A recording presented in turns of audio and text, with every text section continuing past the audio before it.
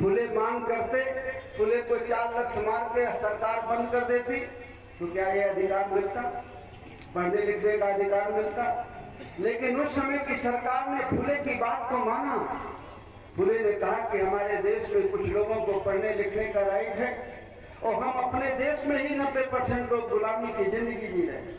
हमें कोई हक अधिकार ही नहीं है, हमारे देश की महिलाओं को कोई हक अधिकार नहीं है। अंग्रेजों को ये जायज बात लगी और अंग्रेजों ने माना और पढ़ने लिखने का अधिकार ये देश की महिलाओं को और जो गरीब और पिछड़ा तबका है उसको दिया। आगे चल करके जब हमारा संविधान बना तो बाबा साहब अम्बेडकर ने उसे संविधान में लिखा। आज उसकी बदौलत हमें पढ़ने लिखने का राइट है। उस समय की सरकार ने हमें अधिकार दिया। आज आपका अधिकार कोई छीन सकता है या नहीं है? छीने जा सकते हैं कि नहीं? छीने जा सकते हैं। कौन छीन सकता है? और सरकार बनती कैसे है? वो है आपके पास। अगर इतना जान जाओ तो ये जो छोटे छोटे बच्चे हैं इनकी भी किस्मत बदल जाए और आपकी सबकी किस्मत बदल जाए। पावर कहाँ है, ताकत कहाँ है, ये हमें जानने की जरूरत है। हमारे देश में 5 साल पहले 1000 का नोट चलता था।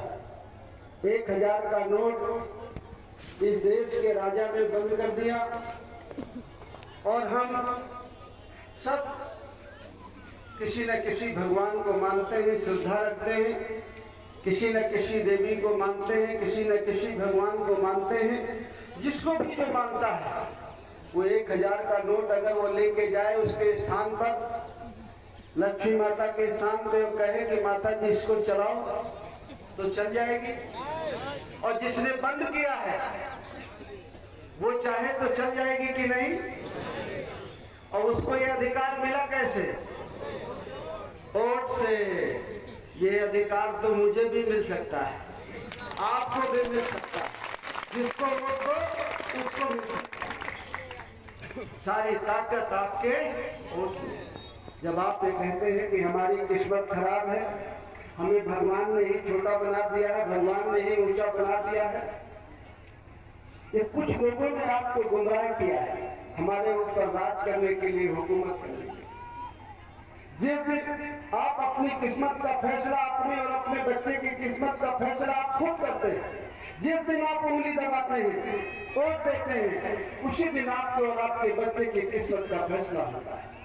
अगर देश का राजा अच्छा होता है, जिस देश का राजा अच्छा होता है वो देश तरक्की करता है, और जिस देश का राजा अच्छा नहीं होता वो देश कभी तरक्की नहीं करता है। इसलिए अगर आपको तरक्की के रास्ते पर जाना है, उन्नति के रास्ते पर जाना है, तो आपका जो चुनाव होना चाहिए वो सोच समझ करके आपके अपने अपने बच्चे के हित में होना चाहिए।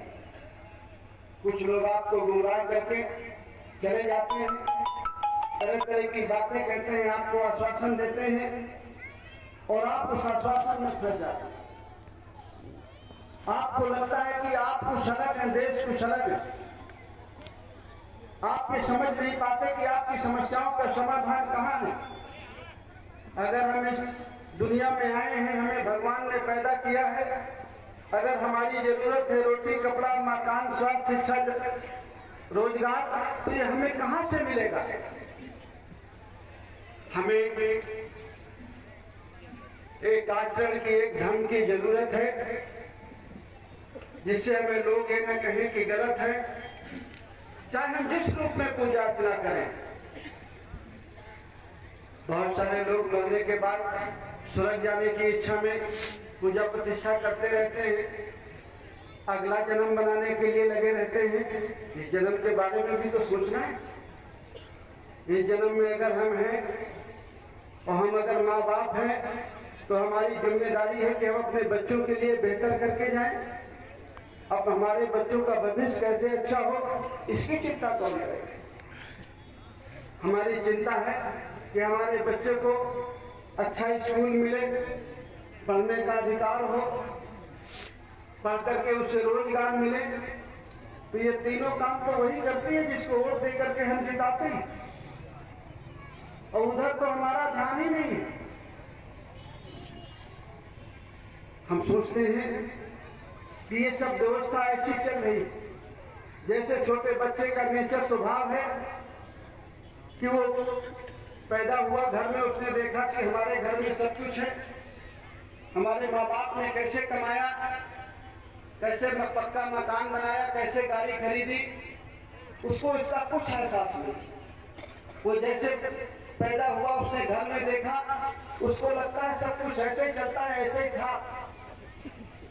अगर आप ध्यान से सोचें तो हम भी छोटे बच्चे से कहीं ज्यादा नहीं, हमको भी लगता है सब ऐसे ही चलेगा। हम भी भूल गए हैं कि हमें पढ़ने का अधिकार कैसे मिला। हम लोग जो कुछ पढ़ लिख गए हैं उसको कितने लोगों ने संघर्ष किया, कितने लोगों ने कुर्बानी दी।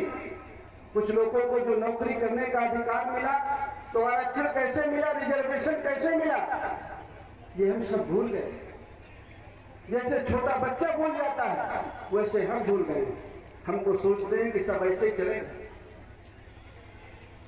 इन पिछले कुछ सालों में हम कहां पहुंच गए हैं ये भी हमें इसका अच्छे से एहसास नहीं। अगर वो कानून लागू हो गए पूरी तरह तो आपको पता चलेगा।